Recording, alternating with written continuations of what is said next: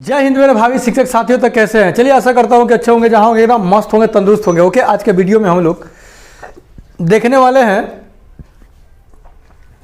Totally वहां पे 120 number के क्वेश्चन देगा ना, जिसमें लगभग रीजनिंग और मैथ मिला करके ज़्यादा 35 से 40 रहेगा, ठीक ना।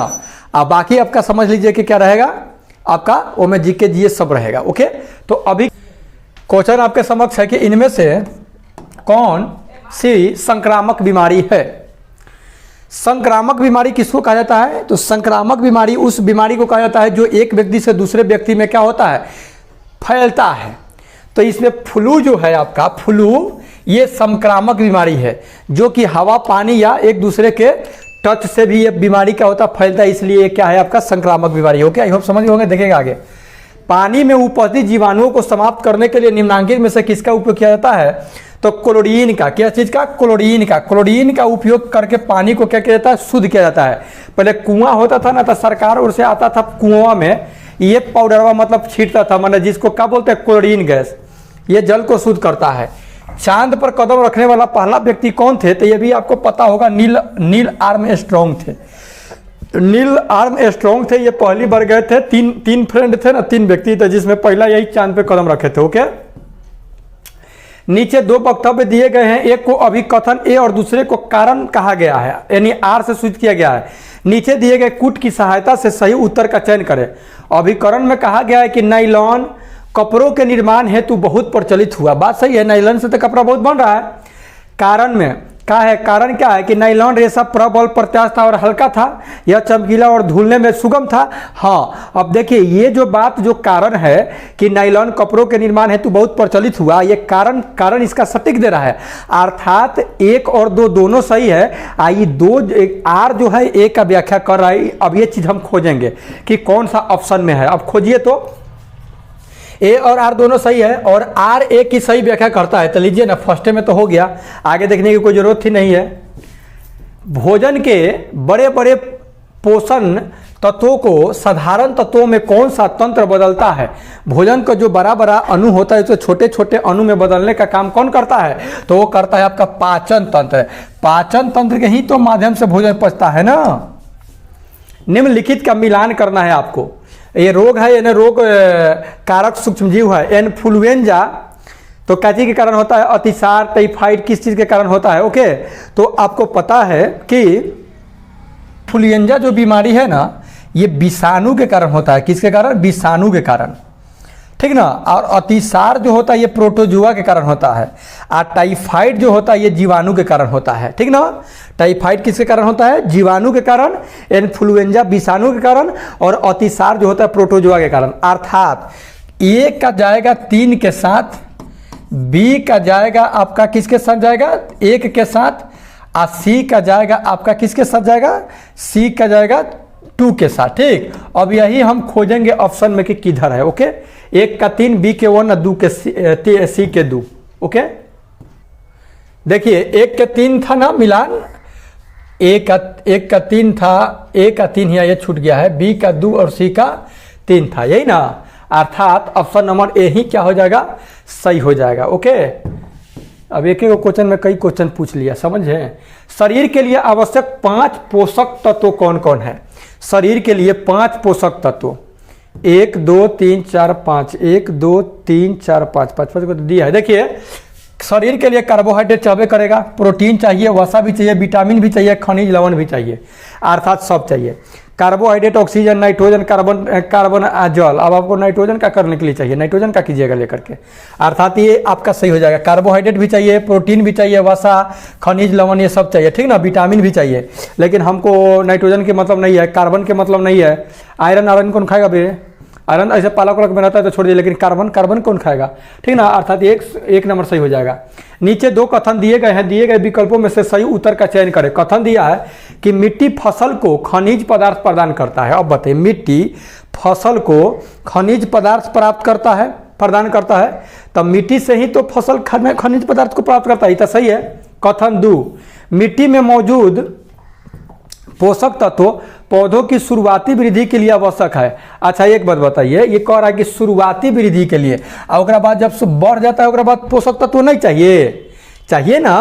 तो ये कथन 2 गलत है और कथन 1 क्या है, सही है। कथन 1 और 2 दोनों सही है नहीं, कथन 1 और 2 दोनों गलत है नहीं, कथन 1 सही है, कथन 1 सही है परंतु कथन 2 गलत है। यानी ऑप्शन नंबर इसका 3 आंसर सही हो जाएगा, क्योंकि शुरुआती में खाली मिलेगा, ओकरा बाद कथी कहता, दाल भात खाता है?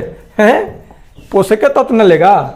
गिलहरी और चूहे कहलाते हैं, गिलहरी और चूहे को क्या कहा जाता है, सरीसृप नहीं है, सरीसृप कीट नहीं है, कीट थोड़ी है, उभयचर, उभयचर भी नहीं है। अब देखिए सरीसृप है नहीं है, रेंग के चलबे नहीं करता है, कीट हैला ही नहीं है। उभयचर मतलब जो पानी और जमीन दोनों पर आता था, ये हैला ही नहीं आता। कौन बच गया, कौन, कृंतक। अब कृंतक कहना क्या जाता है, कृंतक मतलब जो कुतुर कुतुर के खाता है, जिसका 2 गो दांत बाहर में फेंक ले रहता है। तो गिलहरी के रहबे करता है, चूहा के रहबे करता है। ओके, हमारी यहाँ के किस भाग पर किसी वस्तु का प्रतिबिंब बनता है? जब साइंस का वीडियो रेगुलर देख रहे हो तो ये साइंस से क्वेश्चन आपका छूटने नहीं जा रहा है। तो कहती बनता है रेटिना पर, रेटिना के हिंदी में क्या कहते हैं, दृष्टि पटल कहते हैं। Option number 3 it is right answer हो जाएगा। ओके, शॉर्ट सर्किट अथवा बिजली से लगी आग को बुझाया जा सकता है, कैसे बुझाइएगा? शॉर्ट सर्किट या बिजली से जो आग लगेगा तो क्या बालू तथा मिट्टी के द्वारा, बालू तथा पानी के द्वारा, देखिए पानी फेंकिएगा, पानी में करंट प्रवाहित होता है कि नहीं होता है? मिट्टी तथा पानी नहीं होगा, बालू और पेट्रोल। अब बालू पेट्रोल कौन फेंकेगा जी, है तो एकदम पूरा के पूरा गलत, पागलों बता देगा। लेकिन देखिए पानी किसी कभी भी बिजली से लगे हुए आग पर पानी कभी नहीं डालना चाहिए। ओके, तो ये भी गलती, पानी वाला तो बच गया बालू और मिट्टी। बालू और मिट्टी हम क्या कर सकते हैं, धूरा, और मिट्टी मतलब गीला मिट्टी नहीं फेंकने लगेंगे। अगर किसी व्यक्ति का हाथ जंग लगे लोहे के टुकड़े से कट जाता है तो क्या होगा? तो ये भी आपको पता है कि जंग लगे लोहे से अगर हाथ कटेगा तो क्या होगा? तो जाकर के टिटेनस का सुई लेगा ना, तो टिटेनस का सुई लेगा। देख ले रहे हैं ऑप्शन में दिया होगा, देखिए खोज लिए कहाँ ऑप्शन है। पानी से हाथ धो लेने से मतलब खत्म हो जाएगा, दर्द निवारक सुई लेने से खत्म हो जाएगा, कौन को दर्द करेगा? टिटेनस की सुई लेनी चाहिए। ऑप्शन नंबर 3 की राइट आंसर है। टिटेनस का क्या करना पड़ेगा, सुई लेना पड़ेगा। ओके, और दूसरी बात मान लीजिए कि हम तो ज़्यादा थोड़ा तेज़ी में रहते हैं, तो आप लोग से मेरा रिक्वेस्ट ये रहेगा। और दूसरी बात तो पसीना मतलब गर्मी से बेहाल आदमी हुआ रहता है, ठीक ना? तो तरह का ध्यान दीजिएगा। आप लोग कहीं अगर गलती हो, त्रुटि हमसे हो तो प्लीज़ आप कमेंट आराम से कर सकते हैं, कोई दिक्कत नहीं है। उससे क्या किया जाएगा, उसको सुधारा जाएगा। ओके, तो इसमें कोई बड़ी बात नहीं है। कहने का मतलब कि इंसान है आदमी तो गलती होगा ही होगा। ओके, मान लीजिए कि तेजी में हमको बताना रहता है, टाइम आपके पास थोड़ी है कि हम बउआ लेखन के ऊपर सवाल पर हम एकदम प्रेम से बताते रहे, तब तक पता चलेगा कि लाला चलेगा खाला में, ठीक ना? लेकिन एक बात ध्यान दीजिएगा, आप लोग सरसरी निगाह से देखते हैं तो उस पर ध्यान दीजिएगा जरूर। कभी ना ऐसा थोड़ी है कि पढ़े ही नहीं होंगे, पढ़े होंगे। आइए देखते हैं, निम्नलिखित में से कौन सा कथन सत्य है? कौन सा कथन सत्य है? आलू एक रूपांतरित जड़ है, तो जड़ थोड़ी है आलू। आपको तो बताया गया था कि हद कर दी आपने, तो तना ना है आलू। यानी option number 2 it is right answer. आलू क्या है, एक तना है, बाकी को देखने की कोई जरूरत नहीं है। बरसात में लगाई जाने वाले फसल को क्या कहते हैं? तो बरसात में जो फसल लगता है उसको कौन सा फसल कहते हैं? खरीफ फसल कहते हैं। जैसे धान हो गया खरीफ फसल। ओके, और जो ठंडा के दिन में लगाया जाता है उसको रबी फसल बोलते हैं, और गर्मी के दिन में जो लगाया जाता है उसको जायद फसल या गर्मा फसल कहते हैं। ओके, संचार का सबसे तेज माध्यम कौन सा है? डाक सेवा, इंटरनेट। अभी तो इंटरनेट है ना है जी, इंटरनेट है ना, एकदम फास्ट काम कर रहा है। देख रहे हैं कि इंटरनेट के वजह से तनका हमारा करवा जाता है काम। भारत का राष्ट्रगान किसने लिखा? तो राष्ट्रगान लिखने वाले व्यक्ति का नाम क्या है? रविंद्रनाथ टैगोर, जन गण मन। और राष्ट्रगीत लिखे कौन? बंकिम चंद्र चटर्जी, ठीक ना? सुजलम सुफलम मलयज शीतलम। ओके, राष्ट्रगान राष्ट्रगीत में याद है ना आपको? देखिए याद रखिएगा कैसे राष्ट्रगान वाला कैसे। अब थोड़ा सा हम ट्रिक बता दे, बहुत भूला जाता है। देखिए 9 में आया है रविंद्रनाथ, 9 आया है ना, तो राष्ट्रगान 9 कॉमन मिला, तो राष्ट्रगान रविंद्रनाथ टैगोर। और राष्ट्रगीत तो छोड़ दीजिए, हो गया, एक कॉमन मिल गया तो हो गया बात। हिमालय पर्वतारोहण संस्थान किस वर्ष स्थापित किया गया? तो 1954 में। किनके, कौन चले थे? एडमंड हिलेरी और जो क्या नाम था उनका है, एडमंड हिलेरी। और कौन व्यक्ति गए थे पहाड़ पर, कौन व्यक्ति चढ़े थे? तो उन्हीं के नाम पर और उन्हीं के वहाँ पे स्टैचू बना हुआ है और पर्वतारोहण संस्थान बना हुआ है। कौन है जी, हमको तो याद नहीं है। देख रहे हैं आप लोग को याद है कि नहीं, तनी कमेंट कीजिए, गूगल से बिना सर्च मर ले। बछेंद्री पाल भारत की पहली और संसार की 5वीं ऐसी महिला बन गई जिन्होंने एवरेस्ट पर कदम रखा। वह भारत के किस राज्य से संबंधित थी? तब बताइए ना। तो उत्तराखंड से थी। कहाँ से थी? उत्तराखंड से बछेंद्री पाल। ओके, और बछेंद्री पाल कहाँ से थी? उत्तराखंड से। 5वीं ऐसी महिला थी जो कि क्या की थी? एवरेस्ट पर फतह हासिल की थी। नीचे 2 वक्तव्य दिए गए हैं, एक को अभिकथन है और दूसरे को कारण कहा गया था। देखिए अभिकथन में क्या कह रहा है? कह रहा है कि क्या कह रहा है जी कथन में कि ज़्यादातर पक्षियों की आंखें स्थिर होती है और उनकी पुतली घूम नहीं सकती। ऐसी थोड़ी है, उसका तो पुतली घूमता है ना जी। कारण ज़्यादातर पक्षी अपने गर्दन बहुत अधिक हिलाते हैं, तो पुतली नहीं हिलता है जी, वो गर्दनें हिला करके देखता है। हम लोग जैसा नहीं कि मैंने ऐसे ऐसे कर रहे थे, आँख इधर उधर हो जा रहा है, वो ऐसे उसका नहीं होता है, वो पूरा मुड़िए घुमा करके देखता है। ठीक ना। ए और आर दोनों सही है और आर ए की सही व्याख्या करता है, नहीं गलत बात है। आगे देखेंगे ऑप्शन। दोनों उसका बात सही है कि ए और आर दोनों सही है, परंतु आर ए की सही व्याख्या नहीं कर रहा है। ऐसी बात नहीं है, नीचे वाला जो आर का दिया है वो व्याख्या नहीं कर रहा है। इसमें थोड़ा दिक्कत होगा क्योंकि पूरा बोर्ड पे क्या होता है, ये पूरा क्वेश्चन नहीं आ पाता है, समझे? तो ये इसमें दिक्कत हो सकता है, बाकी के कोई दिक्कत नहीं है। नीचे दिए गए 2 कथन फिर दिया है, अभिकथन और कारण। तो अभिकथन पढ़ेंगे कि क्या दिया है अभिकथन में। कह रहा है कि पाठ पढ़ने से पहले बच्चों को ध्यान से चित्र देखने और समझने का मौका दिया जाना चाहिए। हाँ, तो ये तो बात सही है कि मान लीजिए पाठ पढ़ रहा है तो पहले चित्र उसको समझाइए, चित्र हल्का रहेगा। कारण बच्चों को यदि पाठ पढ़ने से पहले चित्र देखने और समझने का मौका मिल जाए तो उसमें चित्र अवलोकन का कौशल विकसित होगा। हाँ, ए और आर दोनों सही है और आर ए की सही व्याख्या कर रहा है, बात सही है। चित्र दिखाएंगे तो उसका क्या होगा? अवलोकन करेगा तो उसका कौशल विकसित होगा। 1 नंबर सही हो जाएगा इसका। इनमें से कौन सी गैस ग्लोबल वार्मिंग को बढ़ावा देती है? ग्लोबल वार्मिंग के लिए कौन सा गैस है जो कि ग्लोबल वार्मिंग गैस है? ठीक ना। तो ये आपको है sulphur dioxide, SO2, nitrogen, carbon dioxide और ओजोन। पहले लिखे हो जाएगा, ठीक ना। ये जो होता है SO2 और N2, कार्बन डाइऑक्साइड, CO2 और ओजोन, ये सब क्या है कि आपका ग्लोबल वार्मिंग है। क्या है? Global warming.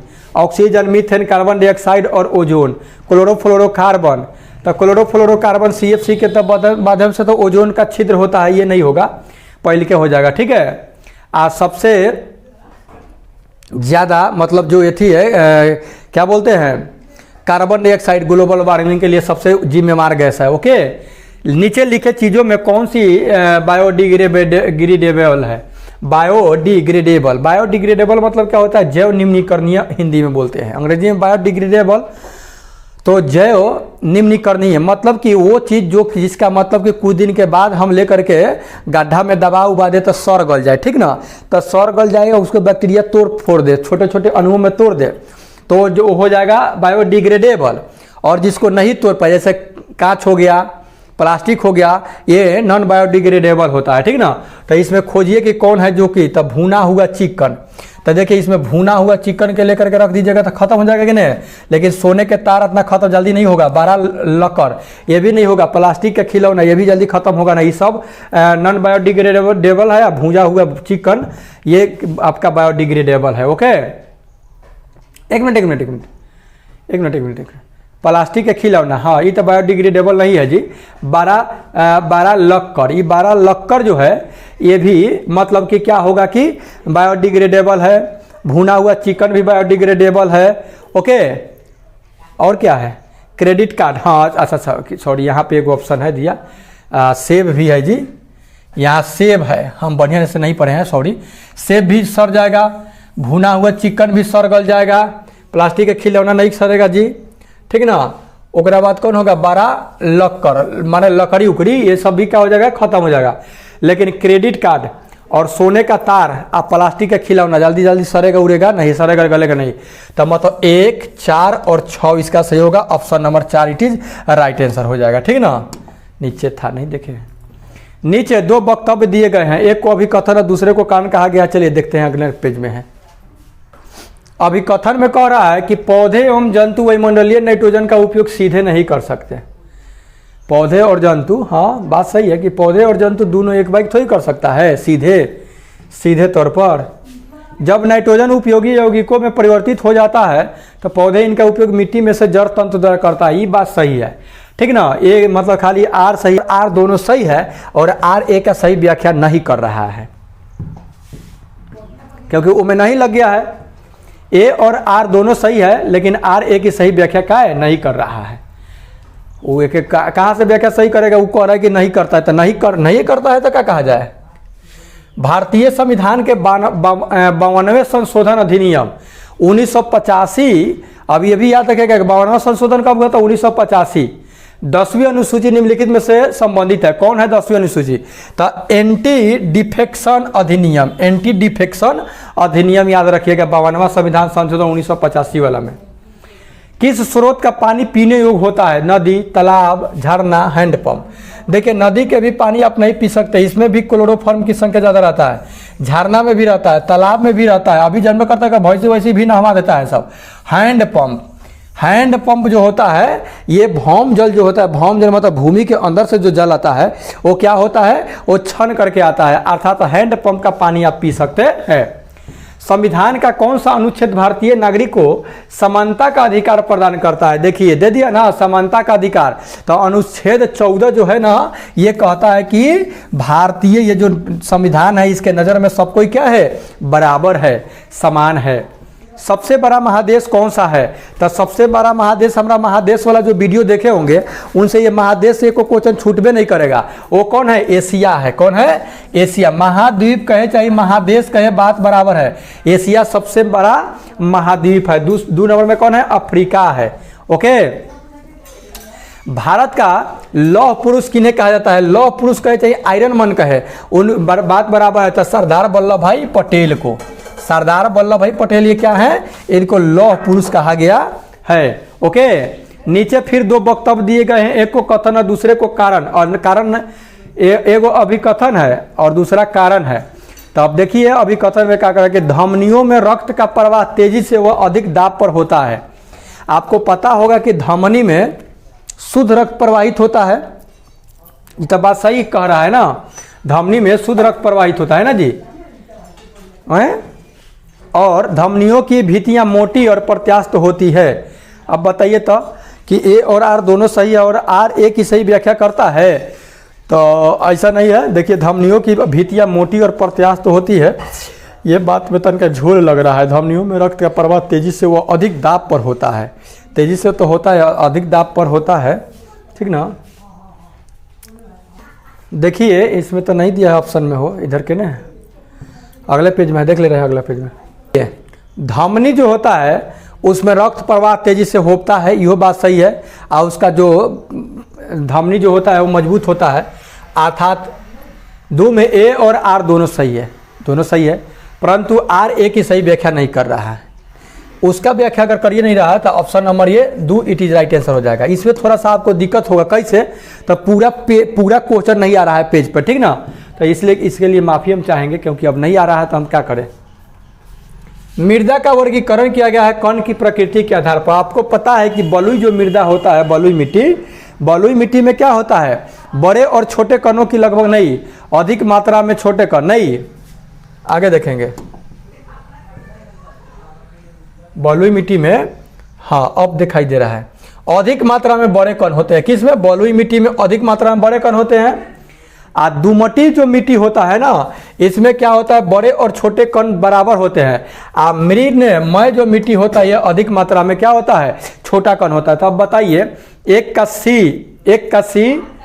2 का A, 1 का C 2 का A खोजिए किधर है, 1 का C 2 का A खोजिए, 1 का C 2 का A, 1 का C 2 का A, ऑप्शन नंबर 3 में है ये सही। 3 के भी तो नहीं है, ऑप्शन नंबर ये सही आंसर हो जाएगा। ओके, भारत के संविधान के किस भाग को इसकी आत्मा कहा जाता है, तो आपको पता है कि प्रस्तावना को भारतीय संविधान की आत्मा है। आत्मा है यानी कुंजी है, कुंजी भी है। ओके, निम्नलिखित में से कौन अल्प मात्रा में भी जल को कीटाणु रहित करता है, तो अभी तक इसका क्वेश्चन आया था क्लोरीन, कथी था, क्लोरीन। क्लोरीन से ही जल को शुद्ध किया जाता है, आने तो फिटकिरी उटकिरी से भी। निम्नलिखित पदार्थों में कौन सा विद्युत का चालक है, बताइए विद्युत का चालक कौन है। इसमें कांच से तो विद्युत धारा प्रवाहित नहीं होगा, रबर, शुद्ध जल तांबा से विद्युत धारा प्रवाहित हो जाएगा, अर्थात ये आपका क्या है, कंडक्टर है। कंडक्टर आसानी से विद्युत धारा प्रवाहित हो जाएगा, रबर से नहीं होगा, कांच से थोड़ा थोड़ा होता है तो विद्युत रोधीय में रखा गया है।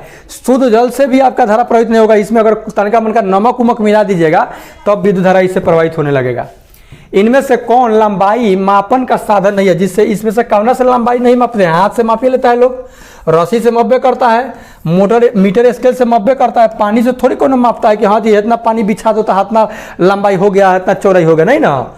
ठीक है, मूल्य क्या है? फिर आ गया मूल्य, तन्ना है आपका, मूल्य क्या है? नहीं सॉरी है, तन्ना का है, हद कर दिया आपने में, मूल्य कहाँ आ रहा है? ये आपका जौर है। क्या है? जौर। गाजर, गाजर भी क्या है? जौर है। ओके, अगर आपके कपड़ों में आग पकड़ ले तो सुरक्षा के दृष्टि से इनमें से क्या सही आप कर सकते हैं? बोलिए। जहाँ आप जहाँ हैं वहाँ रुक जाइएगा, हाँ तो बढ़िया है, क्योंकि दौड़िएगा तो हवा ज़्यादा मिलेगा तो ज़्यादा आग लगेगा, तो आप जहाँ हैं वहाँ रुक जाइएगा, यह बात सही है। फर्श पर लेट जाइएगा, यह बात सही है, फर्श पर लेटिएगा तो बूतेगा। अपने हाथ से अपना चेहरा ढक करके ढुकिए, चेहरा ढक करके इसे ढुकिए तो उस तरह से भी आग बुझेगा, यह बात सही है। चारों तरफ दौड़ना शुरू कर दीजिए, अब बताइए, चारों तरफ दौड़ना शुरू कर दीजिएगा तो पूरा तेज हो जाएगा आग, ठीक ना। अर्थात 1, 2 और 3 सही है। ओके, देख ले रहे हैं ऑप्शन में किस में गड़बड़ होते जा रहा था। इसमें कह रहा है कि कौन सही नहीं है, बड़ा गर्मियों लगता है ना, ठीक, क्या कीजिएगा, माफ कीजिएगा, सही नहीं है तो चारों तरफ दौड़ना शुरू कर दीजिए, ये सही आपका नहीं है, ये सब तीनों सही है। ओके, आइए देखते हैं आगे। निम्नलिखित कथन ठंडे मरुस्थल जैसे लेह में घरों के निर्माण से संबंधित है। दिए गए कूट की सहायता से सही उत्तर का चयन करें। या पत्थरों से बना जाता है, देखिएगा लेह जो होता है उसमें पत्थर से लोग घर बनाता है, ये बात सही है। इन घरों का भूतल ज्यादातर जानवरों को रखने के लिए तो नीचे दुतल्ला बनता है घर, लेह में दुतल्ला घर बनेगा, नीचे गाय भैंस अपना जो भी रहेगा, बकरी उकरी, और ऊपर लोग रहता है, ठीक ना, ये बात सही है। क्या कर रहा है कि उत्तर, सही उत्तर का चयन करें, ठीक है। भूतल पर वायु संचरण के लिए खिड़कियों का निर्माण किया जाता है, तो एक ए और बी सही है जी, बी और सी सही नहीं है, ए और बी सही है कि घर लोग बनाता है पत्थर से, और दुतल्ला घर बनाता है, नीचे वाला में गाय भैंस बकरी रखता है लोग, और ऊपर वाला में अपने खुद रहता है। सासाराम जो है किस जिला का मुख्यालय है? तो सासाराम जो है ये आपका किस जिला का मुख्यालय? रोहतास का है। किसका है? रोहतास जिला का।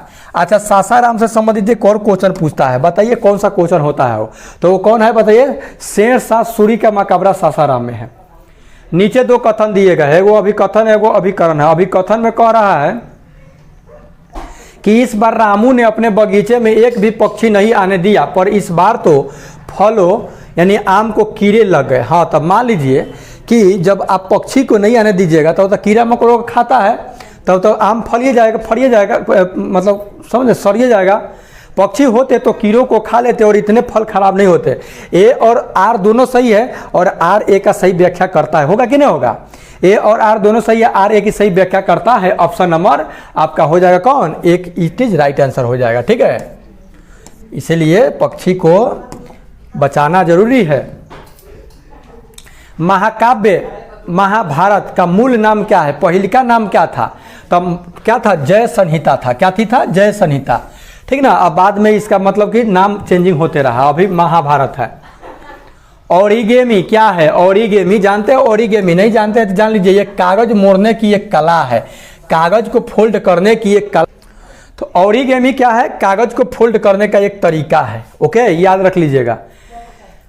ग्लिम्पसेस ऑफ वर्ल्ड हिस्ट्री के लेखक कौन है? याद रखिएगा, ग्लिम्पसेस ऑफ वर्ल्ड हिस्ट्री के लेखक आपका जवाहरलाल नेहरू है, और डिस्कवरी ऑफ इंडिया के लेखक कौन है? जवाहरलाल नेहरू हैं। ओके, आइए देखते हैं आगे। अगला है आपका, नीचे 2 वक्तव्य दिए गए हैं, एक को अभी फिर वही आ गया, अभी कथन में देखिए क्या कह रहा है। हम अपने भोजन को ताज़ा रखने के लिए उसे रेफ्रिजरेटर में रखते हैं। अभी कौन नहीं बात जानता, सबको जानता है। रेफ्रिजरेटर का काम तापमान सूक्ष्म जीवों के वृद्धि में मदद करता है। रेफ्रिजरेटर का काम, रेफ्रिजरेटर का कम तापमान सूक्ष्म जीवों की वृद्धि में मदद करता है। बे कम तापमान रहेगा तो वृद्धि करेगा सूक्ष्म जीव के, तो फिर आदमी रखेगा क्या, खराब नहीं हो जाएगा। ए और आर दोनों सही है, नहीं जी, ए और आर दोनों सही है, नहीं, ए सही है परंतु आर गलत है। Option number 3 it is right answer हो जाएगा, ठीक है। कम तापमान करने के लिए तब तो रखा जाता है, बेसी तापमान थोड़ी करेगा लोग, तो बेसी में तो खराब हो जाएगा। थाईपुसम त्यौहार निम्नलिखित में से किस धर्म में मनाया जाता है? तो देखिए ऐसा दिया है, थाईपुसम त्यौहार साउथ में मनाया जाता है, हिंदू धर्म का ही त्यौहार है, लेकिन साउथ में मनाता है लोग, दक्षिणी भारत में। ओके, भारत के राष्ट्रपति के रूप में सर्वाधिक लंबा कार्यकाल किनका रहा? तो सबसे ज्यादा राजेंद्र बाबू रहे, 2 बार राजेंद्र प्रसाद रहे। ओके, सबसे ज्यादा राष्ट्रपति के पद पर। ईवीएम किसे कहते हैं? ईवीएम किसे नहीं कहते? ईवीएम का शब्द विस्तार क्या है? तो ई से इलेक्ट्रॉनिक, वी से वोटिंग, आई से machine, electronic voting machine, electronic voting machine होता है। देखिए ईवीएम का पूछ दिया है, ईवीएम का तो अभी जस्ट ये रहा है काम। उर्वरक के बारे में सही है, क्या उर्वरक के बारे में सही है जी? उर्वरक रासायनिक पदार्थ है जो विशेष पोषकों से समृद्ध होता है। उर्वरक एक कार्बनिक लवण है, जी नहीं। उर्वरक से मिट्टी को ह्यूमस प्राप्त होता है। उर्वरक से मिट्टी से ह्यूमस प्राप्त होता है, उर्वरक से नहीं, गलत है। उर्वरक में पादप पोषक, पहले के सही लग रहा है हमको। उर्वरक में पादप पोषक जैसे कि नाइट्रोजन, फास्फोरस तथा पोटेशियम प्रचुरता में होता है। तो एक सही है आपका, डी सही है। उर्वरक एक कार्बनिक लवण है, लवण नहीं है।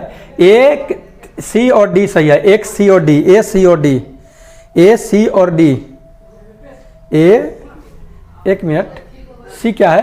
उर्वरक से मिट्टी को ह्यूमस प्राप्त होता है। हाँ, उर्वरक से मिट्टी को तो ह्यूमस प्राप्त, पेड़ पौधा को नहीं। तो सी ए बी ये जो दिया है, उर्वरक से मिट्टी को ह्यूमस प्राप्त होता है, जी नहीं। ह्यूमस मिट्टी से ह्यूमस पेड़ पौधों को प्राप्त होता है, ये नहीं कि उर्वरक से मिट्टी को ह्यूमस प्राप्त होता है। ये सी गलत है, बाकी सब सही है। मतलब कि ऑप्शन नंबर इसका ए, बी और डी सही हो जाएगा। ओके, ए, बी और डी आके देखेंगे। पौधों के विकास या वृद्धि के लिए सबसे उपयुक्त मिट्टी है कौन सा मिट्टी? तो जानते हैं सबसे ज्यादा दोमट मिट्टी में क्या होता है कि पेड़ पौधे खूब बढ़िया से उगते हैं, ज्यादा फसल भी होता है। मृत्तिका मिट्टी डैश होती है, मृत्तिका बाधित होती है और ज़्यादा पानी रख सकती है, हल्की होती है। हल्की मिट्टी तो कोनो हल्का होबे नहीं करल, अर्थात बी और सी इसका सही है। ऑप्शन नंबर ये सही होगा, सॉरी, इसका ऑप्शन नंबर ये सही होगा, ठीक है ना, बी और सी सही है। मिट्टी तो कोनो हल्का थोड़ी होगा जी, भारी होगा। एक मांसाहारी जंतु जिसके शरीर पर धारियां होती है, अपने शिकार को पकड़ते समय बहुत तेजी से भागता है, उसके पाए जाने की संभावना है। तो शिकार बताइए कौन सा जानवर है तो देह पर धारी होता है? तो देह पर धारी, अब शिकार करने वाला जानवर तो बाघे ना है, जिस पर देह पर धारी है। और तो धारी अथी पर भी रहता है, जेबरा पर भी रहता है। तो जेबरा पर धारी है, लेकिन जेबरा थोड़ी शिकार करता है। ओके, अर्थात बाघ की बात कर रहे हैं। तो ये बाघ कहाँ रहता है जानते हैं? उष्णकटिबंधीय वर्षा वन में रहता है। उष्णकटिबंधीय वर्षा वन में रहते थे, अथी वाला सुंदरवन डेल्टा में रहता है बाघ। नीचे 2 कथन दिए गए हैं, दिए गए विकल्पों में से सही का उत्तर चयन करें। कथन 1 दिया गया सभी पादप स्वपोषी होती है, जी नहीं, सब पादप स्वपोषी नहीं होते। कैसे? तो अमरबेल जो होता है, अमरबेल जो पूरा पियर पियर पियर पियर पेड़वा पर लपटाया रहता है, तो पियर पियर लपटाया रहता है पेड़वा पर, तो वो थोड़ी रहता है स्वपोषी। वो तो क्या करता है कि जो पेड़वा भोजन बनाता है ना, ओकरे में से छीन छीन के वो खाता है, आवश्यकता अनुसार चोट्टा उसको सुखा भी देता है। सॉरी, उसको अमरबेल बोलते हैं, ठीक ना। अर्थात पहल का तो कथन गलती है, सभी पादप अपना भोजन स्वयं बनाते हैं, तो इहो गलती है। मतलब दोनों बात सब गलती है। सभी पादप अपना भोजन स्वयं कहाँ बनाता है? वो तो दूसरा के खाता है, अमरबेल। कथन 1 और 2 दोनों गलत है। भारत के पहले उप प्रधानमंत्री कौन थे? तो सरदार वल्लभ भाई, उप प्रधानमंत्री कौन थे? सरदार वल्लभ भाई पटेल थे। और प्रधानमंत्री कौन थे? JL नेहरू थे। ओके, अभी तक ले 7 गो व्यक्ति जो हैं पर उप प्रधानमंत्री बन चुके हैं, ठीक ना। ये JB कृपलानी, मोरारजी देवीलाल, ये सब कोई बने हैं, लेकिन प्रथम कौन थे? तो सरदार पटेल थे। सौर परिवार में ग्रहों की संख्या कितनी है? तो सौर परिवार में ग्रहों की संख्या आपका कितना है? 8 है। ओके, 9 गो था तो 1 को हटा दिया गया। भारत गणतंत्र कब हुआ? बहुत भारी क्वेश्चन है भाई। 26 जनवरी 1950 को, है ना। गणतंत्र मतलब इस दिन संविधान लागू हुआ। मानव शरीर की सबसे लंबी कोशिका कौन है? तो सबसे लंबी कोशिका तंत्रिका कोशिका है, जिसको न्यूरॉन अंग्रेजी में बोलते हैं। इसकी लंबाई 3 फीट तक ले हो सकता है, 3 फीट, समझे। न्यूरॉन के, न्यूरॉनवा नहीं देखे हैं जी? आप बायोलॉजी पढ़े होंगे तो नहीं ऐसे चित्र बनाए होंगे। ऐसे न्यूरॉन का चित्र रहता है। ये सूत्रयुग्मक गांठें होते हैं, ये सब डेंड्राइट्स होता है ना। और इसमें कचाव द्रव भरा रहता है, ठीक है। ऐसा नोड इंटर नोड रहता है, इस तरह से रहता है ना जी।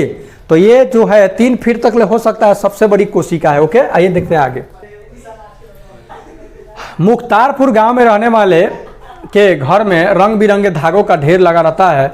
उसका गांव पोचमपल्ली कस्बे के पास है, पोचमपल्ली कस्बे के पास है, जहां ज़्यादातर परिवार बुनकर है, इसलिए इस बुनाई को पोचमपल्ली नाम से पहचाना जाता है। यह पोचमपल्ली बुनाई भारत के किस राज्य में है? तो याद रखिएगा, ये पोचमपल्ली जो है ना, ये आपका कहाँ है जी? केरल में है कि तमिलनाडु में है? नहीं जी, तेलंगाना में है। कहाँ से है? कहाँ है? तेलंगाना में है पोचमपल्ली, तेलंगाना में। ओके, चीन और भारत के बाद तीसरा सबसे बड़ा आबादी वाला देश कौन है? तो चीन 1 नंबर में है, 2 नंबर में आबादी वाला भारत है, और तीसरा यूएसए है, संयुक्त राज्य अमेरिका। कौन है? यूएसए, संयुक्त राज्य अमेरिका, संयुक्त राज्य अमेरिका। ओके, कौन सी गैस जलने में सहायता करती है? तो ऑक्सीजन जलने में सहायता करती है। Option number 3, it is right answer. अचार को लंबी अवधि तक रखना हो तो क्या कीजिएगा? पानी डालकर, बीजी नहीं खराब हो जाएगा, पानी का अंश निकाल देना चाहिए, पानी खोलना कर रखना नहीं, पानी का अंश निकाल करके रखना चाहिए। ठीक है, पानी में कैसे होगा? अचार को लंबी अवधि तक रखना है तो पानी का अंश निकाल देंगे तब है ना, पानी का अंश निकालना होगा, दूध सही हो जाएगा। बिहार और उड़ीसा का विभाजन कब हुआ?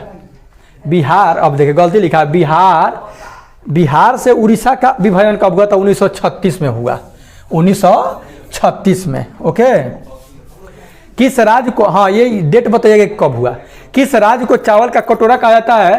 तो आपको पता होगा कि छत्तीसगढ़ को कहा जाता है, लेकिन छत्तीसगढ़ ऑप्शन नहीं है, तो इसी संज्ञा से इसको भी सुशोभित किया जाता है। आंध्र प्रदेश को भी चावल का कटोरा कहा जाता है, उसको भी चावल का कटोरा। ओके, दिमागी बुखार बच्चों पर होता है वह मलेरिया, टाइफाइड, एन्सेफेलाइटिस। एन्सेफेलाइटिस के कारण क्या होता है? दिमागी बुखार होता है बच्चा में, एन्सेफेलाइटिस। भारतीय नौसेना में सेना के कर्नल के बराबर कौन सा रैंक होता है? तो सेना के कर्नल के बराबर कप्तान का होता है। ये कप्तान किस में होता है जी? ये पनिया वाला में कप्तान होता है, ठीक ना, नेवी में। निम्नलिखित में से कौन सी फसल नाइट्रोजन नियंत्रण को सहायता होती है? तो नाइट्रोजन कौन देता है? तो मटर। जितना भी दलहनी पौधा होता है छोटा छोटा, उसमें नाइट्रोजन क्या होता है? जड़वा में वातावरण से नाइट्रोजन को ग्रहण करके नाइट्रेट में चेंज करने का काम करता है। था मटर हो गया, आपका रहरी हो गया, चना हो गया, सरसों हो गया, ये सब हो गया। ओके, देखेंगे आगे। दूध को सूक्ष्म जीवों से मुक्त करने की प्रक्रिया को पाश्चुरीकरण कहा जाता है। क्यों? इस प्रक्रिया का आविष्कार प्रासा देश में हुआ? जी नहीं, ऐसी बात नहीं है, लुई पाश्चर किए हैं। इसका पाश्चुरीकरण शब्द पर्शियन फारसी भाषा से लिया गया। जी नहीं, इस प्रक्रिया की खोज ब्लेज पास्कल ने किया था। इस प्रक्रिया की खोज लुई पाश्चर ने किया था, ब्लेज पास्कल नहीं, लुई पाश्चर किए थे इस प्रक्रिया का खोज, ठीक ना। इसमें क्या कहता है? जैसे दूध को पाश्चुरीकरण करना होगा तो दूध को एक बाइक पूरा गर्म करके एक बाइक का क्या जाता है? ठंडा कर दिया जाता है। प्रशांत महासागर अटलांटिक महासागर को कौन सी लिंक नहर जोड़ती है? कौन सा नहर जोड़ता है? तो पनामा। कौन? पनामा प्रशांत और अटलांटिक को जोड़ता है। उस वीडियो में देखिएगा तो ये सब बताए हैं। भारत में सहायक गठबंधन नीति किसने पेश की? अब आप लोग खाली कहते हैं कि उसमें बताए हैं, तो इसमें कहीं नहीं बता रहे हैं, तभी जस्ट तो बताइए कि ये पनामा। Okay, Lord Wellesley. कौन? सहायक गठबंधन या सहायक नीति जो शुरू किया था, कौन किया था? लॉर्ड वेलेजली था। डलहौजी तो हड़प्पा नीति चालू किया था। नीचे 2 वक्तव्य दिए गए हैं, एक को अभिकथन और दूसरा फिर देखिए आगे अभिकथन वाला। अभिकथन का है ग्रीष्म ऋतु में खेतों में पानी देने की आवृत्ति अपेक्षाकृत अधिक होती है। ये तो बात सही है, गर्मी के महीना होगा तो आपको क्या करना पड़ेगा? फसल में पानी तो देना ही पड़ेगा, नहीं दीजिएगा तो फसल तो सूखी जाएगा ना। इसका कारण है कि मिट्टी एवं पत्तियों से जल वाष्पन की दर की अधिक होना है। सही बात है, ए और आर दोनों सही है, आर ए की सही व्याख्या करता है। Option number A, it is right answer. Mahatma Gandhi ने किस पर दांडी मार्च आयोजित किया था? तो दांडी मार्च कब? 1930 में, है ना। आप लोगों को याद होगा कि ये समुद्र के जल से 78 अनुयायियों के साथ 24 दिन की यात्रा किए थे और दूरी कितना तय किए थे इस पर विवाद है, हम नहीं बताएंगे। अलग अलग दूरी दिया है अलग अलग प्रकाशन की किताब में। बिहार में जल मंदिर कहाँ है? तो जल मंदिर कहाँ है? आपका पावापुरी में है। पावापुरी में जल मंदिर काहे के लिए है? तो वहाँ पे क्या हुआ था कि भगवान महावीर का निर्वाण की प्राप्ति हुआ था। शीर्ष मुद्रा के बारे में निम्नलिखित में से कौन सा कथन सत्य है? यह मृदु सरल सरंध्र और कम जल सोखने वाली होती है। शीर्ष मुद्रा देखिए आगे क्या कर रही है, ऑप्शन फर्स्ट नहीं होगा। कई जीवों जैसे कृमियों और कृंतकों को आवास प्रदान करता है। बड़े पत्तों की जड़ें पूरी तरह से इनमें धंसी रहती है। यह सामान्यतः हल्के रंग की तथा इसमें ह्यूमस और खनिज की मात्रा कम होती है। ओके, कम होती। देखो क्वेश्चनवा में मुद्रा दे दिया है, मृदा होगा, मृदा मतलब मिट्टी, गलत दिया है। यह सामान्य तो हम भी सोच रहे भाई मुद्रा शीर्ष मुद्रा ये कैसे होता है भाई, समझ रहे ना।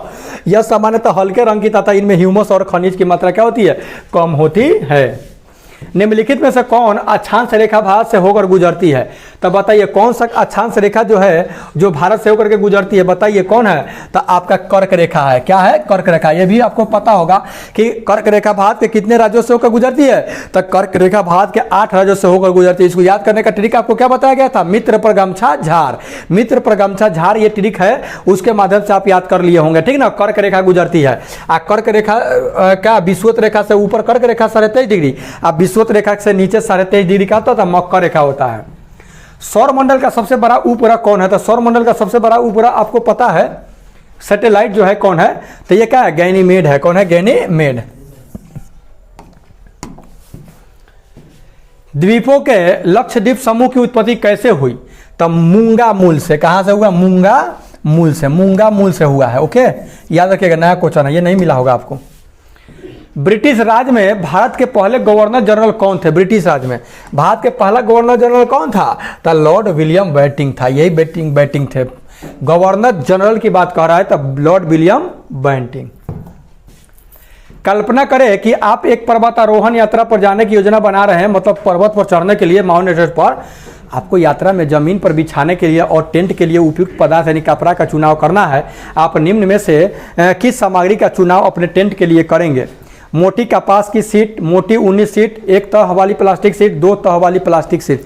2 तह वाली प्लास्टिक सीट का आपको उपयोग करना पड़ेगा, 2 तह वाली। 1 तह वाला से काम चलेगा बोलेगा नहीं। ओके, सौर मंडल का सबसे गर्म ग्रह कौन है, तो सौर मंडल का सबसे गर्म ग्रह जो है आपका शुक्र है। कौन है, शुक्र सबसे गर्म ग्रह है, ठीक ना। जबकि होना चाहिए बुध को, लेकिन बुध नजदीक है, लेकिन वहां पे वातावरण नहीं है, वातावरण सब खत्म हो गया है। वातावरण रहता है, जैसे मान लीजिए कि हमारे पृथ्वी है, तो यहाँ कार्बन डाइऑक्साइड क्या करता है, ग्लोबल वार्मिंग गैस है ना, जो कि सूर्य के प्रकाश को आने देता है लेकिन जाने नहीं देता है। तो उसी तरह से शुक्र पर भी है, तो शुक्र सबसे चमकीला ग्रह है और गर्म ग्रह है, ठीक ना। पिछला वीडियो कभी बताए थे तो उस पर बहुत सारा कमेंट आया था कि हाँ मैं से गलती हो गया था, बुध को बता दिए थे, ठीक ना। तो अभी सेट में तो सब सेट ठीक हो गया ना, कोई दिक्कत नहीं है। भारत का पहला जीवमंडल यानी बायोस्फीयर रिजर्व कौन सा है, पहले का बायोस्फीयर यानी जीवमंडल को कौन रिजर्व किया गया, ठीक ना, किसको, तो याद रखिएगा नीलगिरी जीवमंडल। कौन, नीलगिरी जीवमंडल रिजर्व है, इसको रिजर्व किया गया। ओके, आगे देखेंगे 2 क्वेश्चन और फटाफट। 118 पे ही बस कर दे रहे हैं क्योंकि बहुत ज़्यादा गर्मी है। ओके, 198 पर, ठीक ना, नहीं 118 है। 120 क्वेश्चन था तो 41 से चालू था, और 1 से लेकर के 40 तक मैथ और रीजनिंग है, तो उसको हम नेक्स्ट सेट में लेकर के आएंगे। ओके, क्योंकि बहुत ज़्यादा गर्मी है, दिक्कत है। ओके, मिलते हैं नेक्स्ट वीडियो में, तो take care and goodbye. अपना प्रतिक्रिया कमेंट बॉक्स में दे, अगर कहीं त्रुटि हुआ होगा तो उसे भी आप अपना सुझाने का कोशिश करें, इसके लिए कोई दिक्कत मेरे को नहीं है। ओके, चलिए मिलते हैं नेक्स्ट वीडियो में। ओके।